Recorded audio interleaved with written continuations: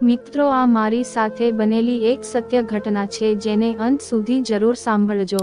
મારા નોકરનું રહસ્ય જાણીને તમારા પણ રૂમવાળા ઊભા થઈ જશે. મારું નામ મીના છે. હું દેખાવમાં ખૂબ જ સુંદર હતી. મારા લગ્ન મહેશ સાથે થોડાં વર્ષ પહેલાં થયા હતા. મારા પતિ ખૂબ જ સારા હતા. તેઓ મારી દરેક વાત માનતા હતા. એકવાર મારા પતિ એક 15 વર્ષના છોકરાને ઘરે લઈ આવ્યા. તેમણે કહ્યું કે આ છોકરો નિરાધાર અને અનાથ પણ છે. તે આપણા ઘરમાં નોકરી કરશે અને આપણે તેને પૈસા પણ નહીં આપવા પડે. મારા પતિ ખૂબ જ વધારે કંજૂસ હતા. તે હંમેશા મફતની શોધમાં રહેતા હતા. તે છોકરો દેખાવમાં ખૂબ જ સુંદર હતો. મેં મારા પતિને પૂછ્યું કે આ છોકરો ક્યાંથી મળી ગયો તમને? તો તેમણે કહ્યું, મારા મિત્રના ઘરમાં થોડા મહિના તેને કામ કર્યું છે, પરંતુ હવે તો તે દુબઈ જઈ રહ્યો છે, તેથી તેણે આ નોકરને મને આપી દીધો. તેણે કહ્યું કે આ ફક્ત 2 ટાઈમની રોટલી જ ખાશે અને જે કામ કહેશો તે કરી દેશે. મેં કહ્યું, મહેશ, આપના ઘરમાં પહેલેથી 2 જ રૂમ છે, જેમાંથી એકને મેં ડ્રોઈંગ રૂમ બનાવીને રાખ્યો છે અને એક આપણો રૂમ છે, તો આ છોકરો રહેશે ક્યાં? મારા આ સવાલ પર તેમણે કહેવા લાગ્યા કે ચિંતા કરવાની કોઈ જરૂર નથી. બસ આંગણામાં એક ખાટલો આને આપી દેજે, આ ઢાળીને ચૂપચાપ સૂઈ જશે. મેં કહ્યું, ચલો ઠીક છે. તે છોકરો એકદમ શાંત હતો. આખરે બીજા દિવસથી સવારે જ મેં તેને રસોડાના કામમાં લગાવી દીધો. તે ચૂપચાપ ઘણા બધા કામો કરતો રહ્યો. પોતે જ આખા ઘરની સાફ સફાઈ પણ કરી દીધી. મેં તેને નાસ્તો બનાવીને આપ્યો તો તે પણ ચૂપચાપ ખામોશીથી ખાઈ લીધો. મેં કહ્યું, શું તું બોલતો નથી? તો તેણે કહ્યું કે હું તમારી સાથે શું વાત કરી શકું માલકીન? મેં કહ્યું કે તારા પરિવારમાંથી કોઈ પણ નથી? તો તેણે કહ્યું કે મને ખબર નથી. મેં જ્યારે મારી આંખ ખોલી ત્યારે હું એક અનાથાશ્રમમાં હતો. જ્યારે હું 5 વર્ષનો થયો ત્યારે એક વ્યક્તિ મને અનાથાશ્રમમાંથી એમ કહીને લઈ ગયો કે તેના ઘરમાં સંતાન નથી અને તેને એક બાળકનો ઉછેર કરવો છે. તે કહેવા લાગ્યો કે હું તેને એક સારી સ્કૂલમાં એડમિશન અપાવી દઈશ અને આ બાળકને સારું શિક્ષણ અપાવીશ. પરંતુ 5 વર્ષની ઉંમરે જ તેને મને ઘરના કામોમાં લગાવી દીધો. નાની મોટી વસ્તુઓ લાવવી, વાસણો ધોવા, મહેમાનોની સામે ખાવાનું પીરસવું, બાકીની આવી જ જિંદગી વિતાવવા લાગ્યો હતો. જ્યારે તે વૃદ્ધ માણસનું અવસાન થયું તો તેની પત્નીએ મને ઘરની બહાર કાઢી મૂક્યો. પછી બીજા દિવસથી મેં નોકરનું કામ કરવાનું શરૂ કરી દીધું. પરંતુ જેણે પણ રાખ્યો તેણે મને માત્ર 2 ટાઈમની રોટલી માટે જ રાખ્યો. એનાથી વધારે કોઈએ કંઈ આપ્યું નહીં. 2 રોટલીના બદલામાં હું ઘરનું બધું જ કામ કરું છું. આ સાંભળીને મને બહુ દુઃખ થયું હતું. બિચારાની કેવી જિંદગી હતી. મેં તેના માથા પર હાથ ફેલાવીને કહ્યું કે તું ચિંતા ના કર, હું તને થોડા ઘણા પૈસા પણ આપીશ.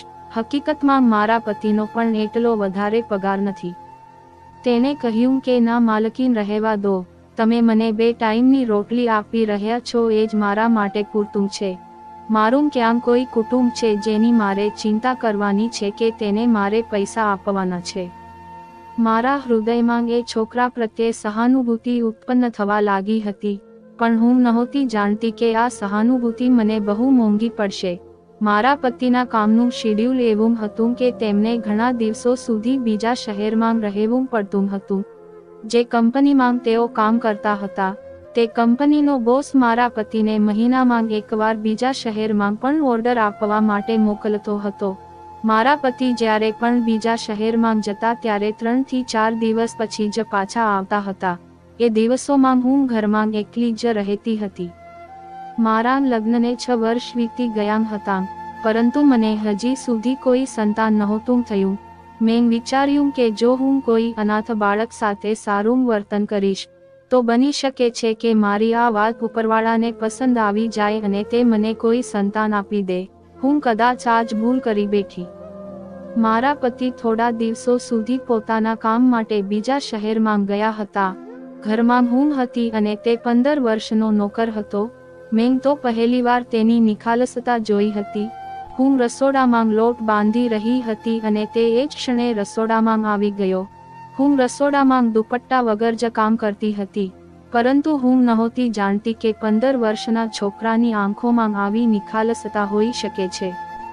હું દુપટ્ટા વગર લોટ બાંધી રહી હતી કે તે સિંકમાં પડેલા વાસણો ધોવાના બહાને તે સિંક પાસે ઊભો રહી ગયો. હું પણ સિંકની એકદમ બાજુમાં જ પોતાના વિચારોમાં ખોવાયેલી હતી. તે સમયે અચાનક મને મારા અસ્તિત્વ પર કોઈની નજર પડી રહી હોય તેવું મહેસૂસ થયું.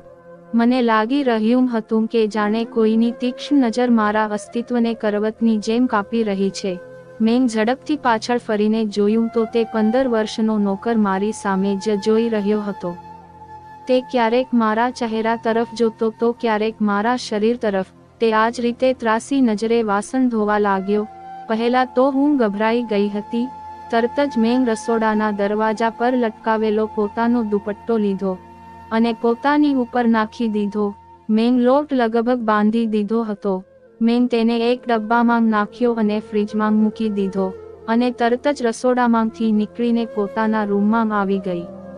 હું મારા પલંગ પર બેસીને એ વિચારવા લાગી, આખરે આ 15 વર્ષના છોકરો મારી સામે આમ કેમ જોઈ રહ્યો હતો. પરંતુ પછી મેં વિચાર્યું કે કદાચ આ મારો વહેમ હશે. તે આટલો સારો છોકરો મારી સામે શા માટે ખરાબ નજરે જોવે?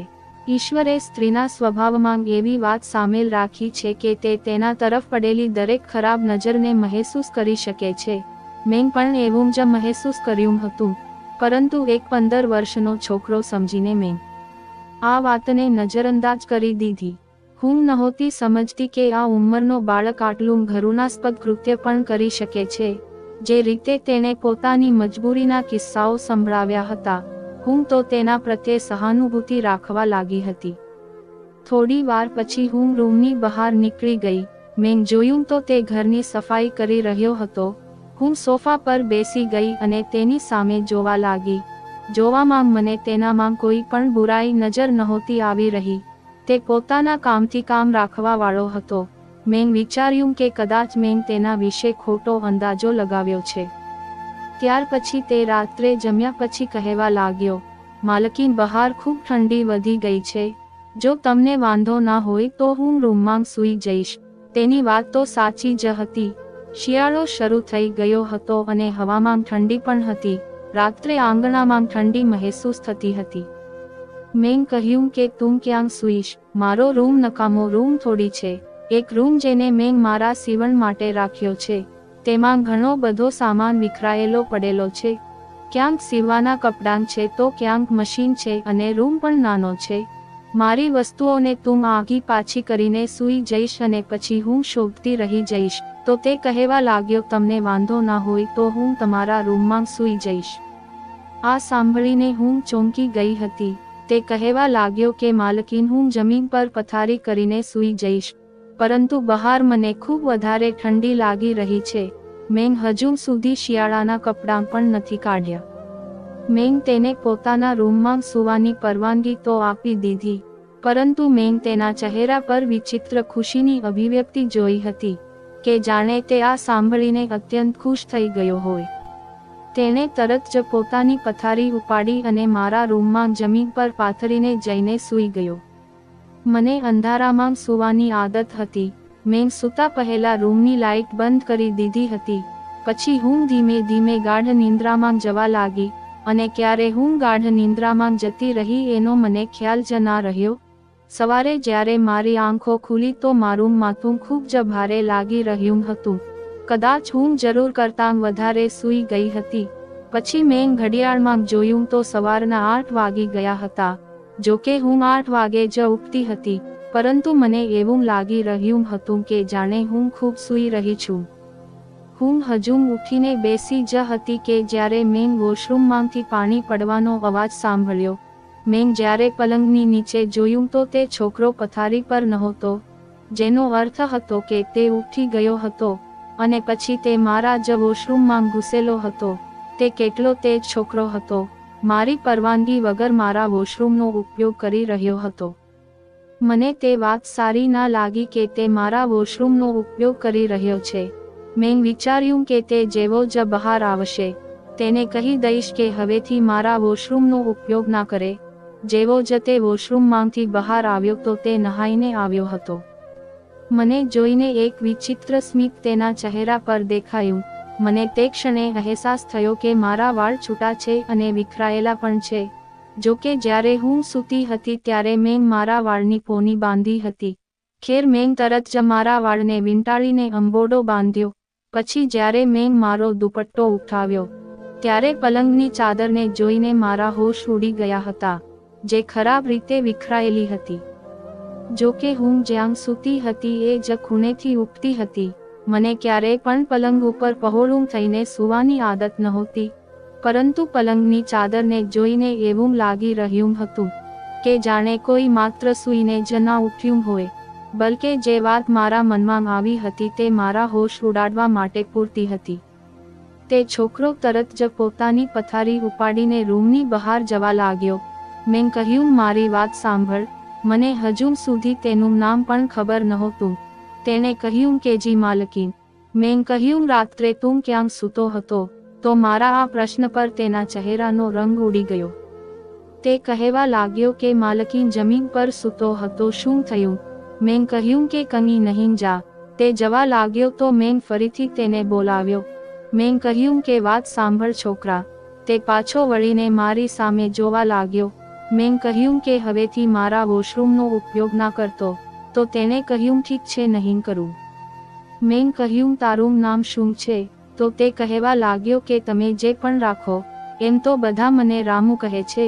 તેનું નામ સાંભળીને મને ખૂબ અજીબ લાગ્યું હતું. શું આ કોઈ નામ છે? તારું આ નામ કેવું છે? તો તેણે કહ્યું કે ખબર નહીં, અનાથાશ્રમવાળાએ તો રામુલાલ રાખ્યું હતું, પરંતુ પૂરું નામ કોઈ નથી લેતું. બધા રામુ રામુ કહીને બોલાવે છે. આટલું કહીને તે રૂમમાંથી જતો રહ્યો. હું જ્યારે પલંગમાંથી ઊભી થઈ તો મારી કમરમાં એક વિચિત્ર દુખાવો થતો હતો. મારી તબિયતમાં પણ સુસ્તી છવાયેલી હતી.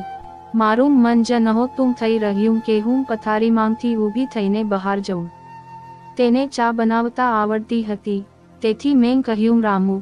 તો તે કહેવા લાગ્યો કે જી માલકીન. તેણે તરત જ મારા રૂમનો દરવાજો ખોલ્યો હતો.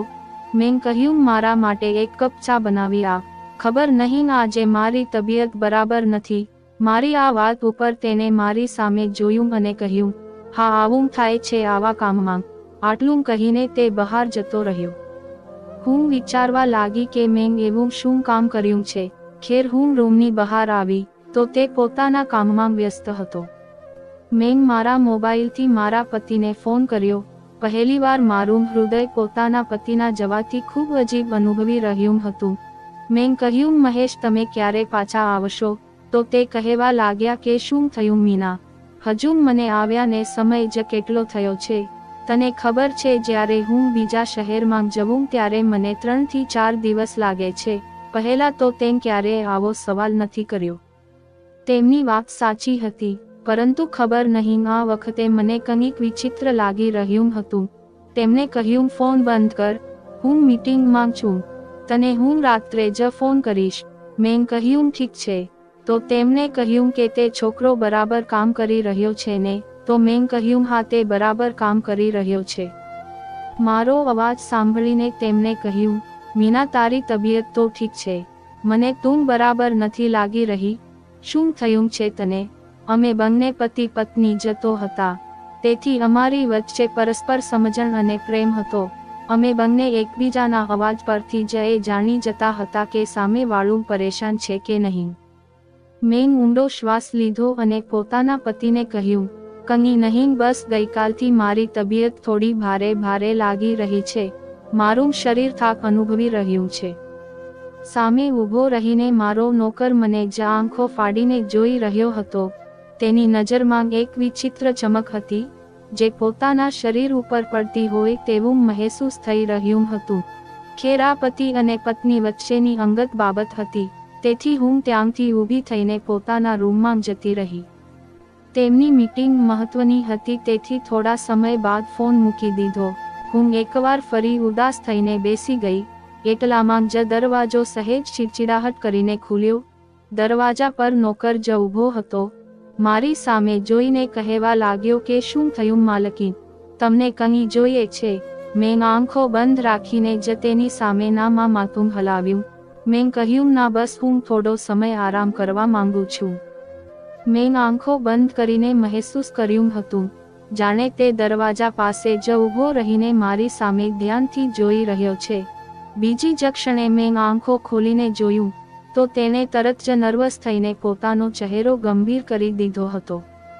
તે કહેવા લાગ્યો, માલકીન, મને તમારી તબિયત બરાબર નથી લાગતી, તો હું તમારા માથાની માલિશ કરી દઉં છું. હું ખૂબ જ સારી માલિશ કરું છું. પરંતુ મેં તેને ના પાડી દીધી. મેં એટલું જ કહ્યું કે મારા માટે બસ એક કપ કડક ચા બનાવીને લઈ આવ, કદાચ મારા માથાનો દુખાવો મટી જાય. તે માથું હલાવીને ત્યાંથી ચાલ્યો ગયો. થોડી વાર પછી તે ચા લઈને આવી ગયો. ચા પીવામાં મને ખૂબ કડવી લાગી રહી હતી. તેણે ચા પત્તી થોડી વધારે પડતી નાખી દીધી હતી. ખેર, હું ચા પીતાની સાથે જ હળવાશ અનુભવવા લાગી. તેથી હું ખૂબ જ ઝડપથી ગાઢ નિંદ્રામાં સૂઈ ગઈ હતી. મને એ વાતની કોઈ પરવાહ નહોતી કે ઘર આમ જ ખુલ્લું પડેલું છે. કોઈ આવી ગયું તો, કારણ કે મને આ નોકર પર પૂરો વિશ્વાસ હતો. એમ પણ તેણે મારી હાજરીમાં આખા ઘરને ખૂબ જ સારી રીતે સંભાળી લીધું હતું. હું તે વખતે સૂતી હતી ત્યારે રાતના 9 વાગી રહ્યા હતા. જ્યારે મારી આંખ ખુલી ત્યારે રૂમ હળવા પ્રકાશમાં ડૂબેલો હતો. હું જ્યારે ઉઠી ત્યારે ઘડિયાળમાં સમય જોઈને ચોંકી ગઈ હતી. ભૂખને કારણે તો મારી હાલત એમ પણ ખરાબ થઈ રહી હતી. એક કપ ચા સિવાય પીધું જ શું હતું. હું ઊભી થઈને બહાર આવી તો નોકર મને જોઈને તરત જ મારી તરફ આવ્યો. તે કહેવા લાગ્યો કે માલકીન, તમારી તબિયત સારી થઈ હોય તો તમારા માટે ખાવાનું લાવું. તે તો જાણે મારી રાહ જોઈ રહ્યો હતો. હું કહેવા લાગી કે તેમ મને જગાડી કેમ નહીં, કેવી રીતે સૂઈ રહી. મારી આ વાત ઉપર તે હળવું હસ્યો અને મને ધ્યાનથી જોયા પછી કહેવા લાગ્યો, તમે સૂતેલા એટલા પ્યારા લાગી રહ્યા હતા કે તમને જગાડવા મને યોગ્ય ના લાગ્યું. તેની વાત સાંભળીને મેં ચોંકીને તેની સામે જોયું અને મેં કહ્યું, શું મતલબ છે તારો? તે કહેવા લાગ્યો, અરે માલકીન, તમે એટલા આનંદથી અને શાંતિથી સૂઈ રહ્યા હતા. માત્ર હું એક નોકર છું. હું કોણ છું તમારી ઊંઘમાં ખલેલ પહોંચાડનાર? એમ પણ ઘરના તમામ કામ તો મેં પહેલેથી જ પૂરા કરી દીધા હતા અને કામ જ કેટલા હતા જે તમારે ઉઠ્યા પછી કરવાના હતા. તેથી મેં વિચાર્યું કે તમે સૂઈ રહ્યા છો તો હું તમારા માટે ખાવાનું બનાવી દઉં. તેના હાથમાં જાદુ હતો. તેણે બનાવેલું ખાવાનું ખૂબ જ સ્વાદિષ્ટ હતું. તે દિવસે મેં પેટ ભરીને ખાવાનું ખાધું. તે પણ દૂર ઊભો રહીને મને જોઈ રહ્યો હતો, પરંતુ મેં તેને પણ સામે ખુરશી પર બેસવાનું કહ્યું. તે જ સમયે ફરીથી મારા પતિનો પણ ફોન આવી ગયો અને હું રૂમમાં વાત કરવા લાગી. 2 કલાકથી સતત હું મારા પતિ સાથે વાત કરી રહી હતી અને તે દરમિયાન રૂમ બંધ હતો. મારો નોકર રૂમની બહાર જ હાજર હતો. જ્યારે 2 કલાક વીતી ગયા તો અચાનક દરવાજો ખખડાવવા લાગ્યો. જ્યારે મેં જઈને જોયું તો બોલ્યો, હજુ ક્યાં સુધી પોતાના પતિ સાથે વાત કરશો? માલકીન, મને ઊંઘ આવી રહી છે.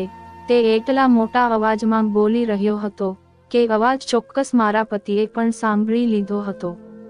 અચાનક ફોનની સામેની બાજુ ખામોશી છવાઈ ગઈ હતી. મારા પતિ આશ્ચર્ય સાથે કહેવા લાગ્યા, નોકર ક્યાં સૂવાની વાત કરી રહ્યો છે? અરે, હું શું જવાબ આપતી? તરત જ કહેવા લાગી કે કંઈ નહીં, બહાર ઠંડી હોય છે ને. છેલ્લા 2 થી 3 દિવસથી ઠંડી પણ ઘણી વધી ગઈ છે. તેથી હવે નોકર ઘરની અંદર જ સૂવે છે. કાલે રાત્રે પણ તે અહીં મારા રૂમમાં જ પથારી કરીને સૂતો હતો. આ વાત ઉપર મારા પતિ થોડી વાર ખામોશ રહ્યા. પછી કહેવા લાગ્યા, તેને વધારે પડતો માથે ચઢાવવાની જરૂર નથી. બહાર આંગણામાં જ સૂવાનું કહી દે. અત્યારે એટલી પણ કંઈ ઠંડી નથી. નહીતર ઘરનો બીજો રૂમ થોડો ખાલી કરી દે. ત્યાં જ એક ખૂણામાં તેની પથારી કરી દે. ત્યાં સૂઈ જશે. હું મારા પતિની વાત સારી રીતે સમજી ગઈ હતી. તેથી મારા પતિ સાથે વાત કર્યા પછી હું બહાર આવી અને તેને સ્પષ્ટપણે કહી દીધું કે તું અહીં ઓસરીમાં જ ખૂણામાં પોતાની પથારી કરીને સૂઈ જા. હું તને મારા રૂમમાં નહીં રાખી શકું. હું ડિસ્ટર્બ થઉં છું. મારી આ વાત સાંભળીને તેને ઊંડો શ્વાસ લઈને મારી સામે જોયું. પછી કહેવા લાગ્યો, ઠીક છે, હું તો તમને પોતાના માલકીન માનું છું, પણ તમને તો મારા પર વિશ્વાસ જ નથી. આટલું કહીને તેની આંખમાં મોટા મોટા આંસુ આવવા લાગ્યા. આ જોઈને તો હું શરમ અનુભવવા લાગી. આ આટલો માસૂમ છોકરો, અરે હું આના પર શંકા પણ કેવી રીતે કરી શકું? તેમ છતાં મારા પતિનો આદેશ હતો અને તેની ગેરહાજરીમાં તેનું પાલન કરવું મારા માટે ફરજિયાત હતું. મેં કહ્યું કે એવી કોઈ વાત નથી, તું અહીં ઓસરીમાં જ સૂઈ જા અને હા સવારે ઉઠીને નાસ્તો બનાવવાની જરૂર નથી, હું પોતે બનાવી લઈશ. હું આટલું કહીને પોતાના રૂમમાં જતી રહી. નવાઈની વાત તો એ હતી કે આટલું ઊંઘ્યા પછી પણ જ્યારે હું મારા પલંગ પર લાઇટ ઓન કરીને એક વાર્તાની પુસ્તક વાંચવા માટે બેઠી તો એકવાર ફરી ઊંઘ મને પોતાની તરફ ખેંચવા લાગી. હું ત્યાં બેઠા બેઠા જ સૂઈ ગઈ હતી. રાતનો ના જાણે કયો પહોર હતો જ્યારે મારી આંખ ખુલી હતી. હું તો એવું જ સમજી રહી હતી કે મારા પતિ મારી પાસે હાજર છે, પરંતુ જ્યારે મેં આંખો ખોલીને દ્રશ્ય જોયું તો મારા હોશ ઉડી ગયા હતા. બીજી જ ક્ષણે મારો હોશ ઠેકાણે આવી ગયો હતો. મારા પતિ તો ઘરે હાજર જ નહોતા અને જે દ્રશ્ય મેં જોયું તે જોઈને હું આશ્ચર્યચકિત થઈ ગઈ હતી, કારણ કે નોકર દબાયેલા પગલાં સાથે પોતાના શર્ટને ઉઠાવીને મારા રૂમમાંથી બહાર જઈ રહ્યો હતો. મને જેટલું આશ્ચર્ય થયું તેટલું ઓછું હતું. તો જે હું સમજી તેનાથી મારા રૂવાડા ઊભા થઈ ગયા હતા. આખરે આ બધું શું હતું? મને તો ક્ષણભરમાં એ નોકરની બીક લાગવા લાગી હતી. મારું શરીર એકવાર ફરી પીડાથી તૂટી રહ્યું હતું. હું જે કંઈ પણ મહેસૂસ કરી રહી હતી તે બિલકુલ સારું નહોતું. હું તરત જ બાથરૂમમાં જતી રહી. એક ભયની લહેર મારા શરીર પર હાવી થઈ ગઈ હતી. તે સ્પષ્ટ હતું કે 15 વર્ષના નોકરે મારી સાથે ખરાબ કામ કર્યું છે. મેં મારા રૂમને અંદરથી બંધ કરી દીધો. એ પછી તો મને જરાય ઊંઘ ના આવી. 15 વર્ષનો છોકરો આ બધું કેવી રીતે કરી શકે અને હું કેવી રીતે આ બધું થવા દઉં? મને ભાન કેમ ના આવ્યું એ વિચારીને હું પાગલ થઈ રહી હતી. બીજે દિવસે સવાર પડી ત્યારે તે નોકર હજુ ઓસરીમાં સૂઈ રહ્યો હતો. જ્યારે હું રૂમમાંથી બહાર નીકળી ત્યારે તે મને વિચિત્ર નજરે ધ્યાનથી જોવા લાગ્યો. હું વગર સબૂતે તેના પર આરોપ લગાવવા નહોતી માંગતી, પરંતુ હું તેને સંપૂર્ણપણે નજરઅંદાજ કરીને પોતાના ઘરના તમામ કામ જાતે જ કરવા લાગી હતી. તે દરમિયાન મેં નોંધ્યું હતું કે તે છોકરો ઉંમરમાં જ નાનો છે, જ્યારે અનુભવ અને નજરોથી તે કોઈ ભૂખ્યો ભેડિયો જ લાગી રહ્યો હતો. આજે જ્યારે હું પોતાના રૂમમાં સૂવા માટે ગઈ તો મેં તે છોકરાને પોતાના રૂમમાં પ્રવેશવા પણ નહોતો દીધો. કદાચ તે મને કોઈ બેહોશીની દવા આપી રહ્યો હતો, જેના કારણે મને હોશ નહોતો રહેતો. તે દિવસે હું સંપૂર્ણપણે સાવધાન હતી. થોડી વાર પછી નોકર રૂમમાં આવ્યો અને મને જોઈને કહેવા લાગ્યો કે માલકીન લાવો તમારું એર ફ્રેશનર આપો. હું તેને રૂમમાં છાંટી દઉં છું, પણ કંઈક વિચારીને મેં તેને ના પાડી દીધી અને કહ્યું કે હું પોતે છાંટી દઈશ, તું રહેવા દે. તે કંઈક વિચારીને ત્યાંથી ચાલ્યો ગયો હતો, પણ એ રાત્રે મેં એર ફ્રેશનર પણ નહોતું લગાવ્યું. મારી આદત હતી કે હું રૂમમાં એર ફ્રેશનર છાંટીને જ સૂતી હતી. સંયોગથી આજે રાત્રે મારા પતિ પણ આવવાના હતા.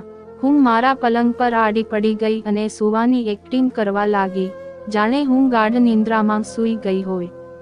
થોડી વાર પછી રૂમનો દરવાજો ખુલ્યો. ધીમે ધીમે કોઈ રૂમમાં આવ્યું અને નોકર મને બોલાવવા લાગ્યો. માલકીન જાગી રહ્યા છો કે સૂઈ રહ્યા છો? માલકીન, તમારો રામુ આવી ગયો છે તમારી સાથે રાત વિતાવવા માટે. કદાચ તેને વિશ્વાસ થઈ ગયો હતો કે હું સૂઈ રહી છું, તેથી તે પોતાની અસલિયત બતાવવા લાગ્યો હતો. હું મારા સમગ્ર અસ્તિત્વમાં કંઈક ફરી રહ્યું હોય એવું મહેસૂસ કરી રહી હતી. તે જ ક્ષણે દરવાજો જોરથી ખુલ્યો અને મારા પતિ અંદર દાખલ થઈ ગયા હતા.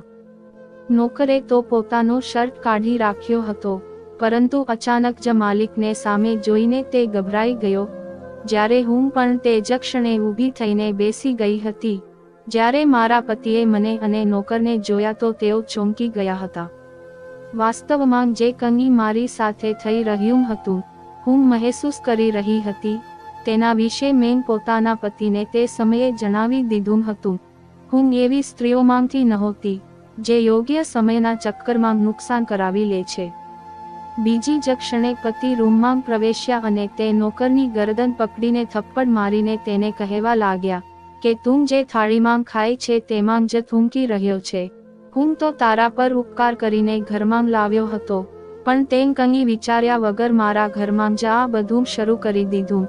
બોલ, શું હતું આ બધું?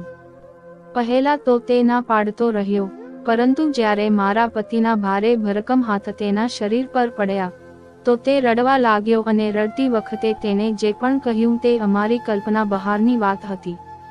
તેને કહ્યું કે અનાથાશ્રમમાંથી જે વ્યક્તિ મને પોતાની સાથે લઈને ગયો તેને મને પોતાના ઘરનો નોકર તો બનાવ્યો જ હતો, પરંતુ તેની સાથે તે મારી સાથે ખરાબ કામ પણ કરતો હતો.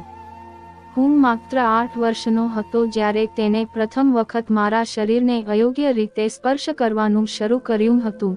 તે મારી લાગણીઓ સાથે રમતો હતો, મારી પાસે ખરાબ કામો કરાવતો હતો. હું તો તેનો નોકર હતો અને તે મને નવાબ સમજીને તમામ ગંદા કામ કરાવતો હતો. તે મને મારતો પણ હતો અને ધમકી પણ આપતો હતો. તે મને કહેતો કે હું આમ કરું તેમ કરું, અને હું તે કરતો હતો. કદાચ આ જ કારણ છે કે હું સમય પહેલા જવાન થઈ ગયો છું. મારી અંદર જીસમ તરફનું આકર્ષણ વધવા લાગ્યું. માલિકે મારી સાથે તે દરેક ગંદું કામ કર્યું જે એક સ્ત્રી અને પુરુષ વચ્ચે થાય છે. પછી જ્યારે મારાથી દિલ ભરાઈ ગયું તો તેને બીજો નોકર રાખી લીધો અને મને ઘરમાંથી કાઢી મૂક્યો. એ પછી હું જગ્યાએ જગ્યાએ ભટકતો રહ્યો. જ્યારે હું તમારા ઘરે આવ્યો તો માલકીને જોઈને ધીરજ ના રાખી શક્યો, અને પછી મેં તેમના એર ફ્રેશનરમાં એક એવી દવા ભેળવી દીધી હતી કે જેને માત્ર સૂંઘવાથી જ તેઓ મીઠી ઊંઘમાં સૂઈ જતા હતા. હું તો તેમના સૂઈ ગયા પછી જ રૂમમાં આવતો હતો, ત્યાં સુધીમાં એ સુગંધ પણ ઓછી થઈ જતી હતી. મારા પર આ દવાની કોઈ અસર નહોતી થતી. માલકીના સૂઈ ગયા પછી હું તેમની સાથે પોતાના જીસમની ભૂખ મટાડતો. જ્યારે હું માલકીન સાથે સંબંધ બનાવતો હતો ત્યારે મને ખૂબ જ સુકૂન મળતું હતું. કદાચ મને તેમના જીસ્મ સાથે ઘણો લગાવ થઈ ગયો હતો. તે રોઈ રોઈને મારા પતિ પાસે માફી માંગી રહ્યો હતો, જ્યારે મને તેના પર ખૂબ જ ગુસ્સો અને અફસોસ પણ થઈ રહ્યો હતો. મારા પતિએ તે જ ક્ષણે તેને ઘરમાંથી નીકળી જવાનું કહ્યું, પરંતુ તે રડીને કહેવા લાગ્યો કે હું અડધી રાત્રે ક્યાં જઈશ, કૃપા કરીને મને માફ કરો, હું ભવિષ્યમાં આવું કંઈ નહીં કરું. પણ તેના જેવા છોકરાને અહીંયા રાખવો કોઈ સારી વાત નહોતી. તે બાળકને બગાડવામાં અને આટલે સુધી પહોંચાડવામાં સૌથી પહેલો હાથ તેના માલિકનો હતો, જે તેને અનાથાશ્રમમાંથી લઈને આવ્યો હતો. જો અનાથાશ્રમવાળાએ એ જોયું હોત કે આ બાળક જે હાથમાં ગયો છે ત્યાં સલામત છે કે નહીં, જો થોડી તપાસ કરી લીધી હોત તો આજે આ છોકરો આવો ના હોત. આખી રાત મારા પતિએ તેને બહાર ગેટ પાસે જ બેસાડી રાખ્યો હતો અને બીજા દિવસે સવારે પોતે જ તેને પોલીસને હવાલે કરી દીધો હતો.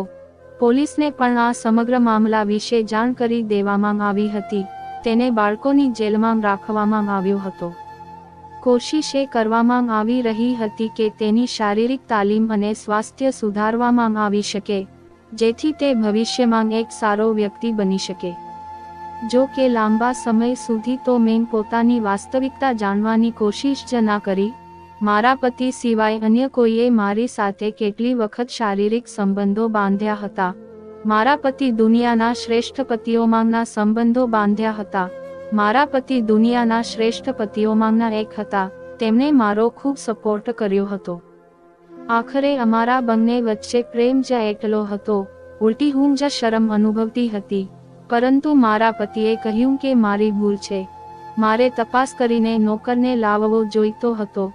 જો હું તેને અહીં ના લાવ્યો હોત તો આ બધું પણ ના થયું હોત. ખેર, જે થયું તે થયું.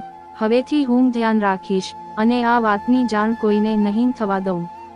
મિત્રો, આજનો વિડીયો તમને કેવો લાગ્યો તે કોમેન્ટમાં જરૂર જણાવજો, અને જો વિડીયો ગમ્યો હોય તો તેને લાઈક કરી અને તમારી ચેનલને સબસ્ક્રાઇબ કરવાનું ભૂલતા નહીં. ખૂબ ખૂબ ધન્યવાદ મિત્રો.